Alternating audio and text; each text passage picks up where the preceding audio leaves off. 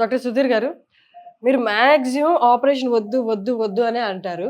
కానీ బయటేమో అంత రివర్స్‌లో వినిపిస్తది. ఫస్ట్ ఆపరేషన్‌కి ఎళ్ళిపోండమ్మా. ఇప్పట్లో ఆపరేషన్ ఏముంది అంతా నార్మలే గదా! అంటారు. మీరది నార్మల్ కాదు అంటారు.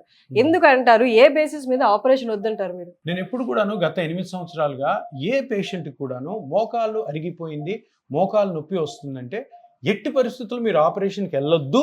ఇంకొక మంచి మార్గం ఉంది. ఆ మార్గమే ఈ ప్లాస్మా థెరపీ, పీఆర్పీ థెరపీ. ఇప్పుడు చూడండి, ఈ మిషన్‌లో దీన్ని ఫ్లోరోస్కోపీ మిషన్ అంటాం. ఈ ఫ్లోరోస్కోపీ మిషన్‌లో ఏం కనపడుతుంది? ఇది మోకాలు జాయింట్ ఇది. ఈ మోకాలు జాయింట్‌లో మామూలుగా ఆపరేషన్‌లో ఏం చేస్తారు? ఇక్కడ నుంచి ఇదంతా కూడా తీసేస్తారు. ఇది చూడండి ఎంత భాగం తీసేస్తున్నారు. ఈ పైన మెటల్ పెడతారు, కింద మెటల్ పెట్టి ఈ బోన్‌కి ఈ మెటల్‌కి మధ్యలో సిమెంట్ వేసి అతికిస్తారు. ఇప్పుడు మీరు చూడండి, ఈ బోన్ తీసేయాల్సిన అవసరం ఉందా? నీట్‌గా ఉంది చూసారా? ఏమీ లేదు, నీట్‌గా ఉంది. ఏ విధమైనటువంటి డిస్టర్బెన్స్ లేదు. ఈ బోన్ చూడండి, ఈ బోన్ కూడా ఏ విధమైన డిస్టర్బెన్స్ లేదు. డిస్టర్బెన్స్ ఎక్కడ కనపడుతుంది? ఇగో ఈ ఏరియాలో కనపడుతుంది. ఏం డిస్టర్బెన్స్ కనపడుతుంది? ఈ రెండు ఎముకల మధ్యలో ఇక్కడ స్పేస్ తక్కువ ఉంది. ఈ పక్క చూడండి, స్పేస్ ఎక్కువ ఉంది. ఈ పక్క చూసారా, తక్కువ ఉంది.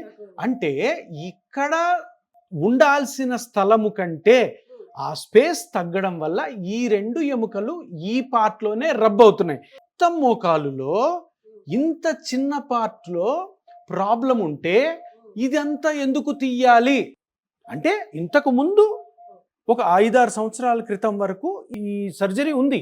కానీ ఇప్పుడు అంటే ట్రీట్మెంట్స్ మారుతూ ఉంటాయి కదా. మారుతూ ఉన్నప్పుడు వచ్చిన ట్రీట్మెంటే ఈ ప్లాస్మా థెరపీ.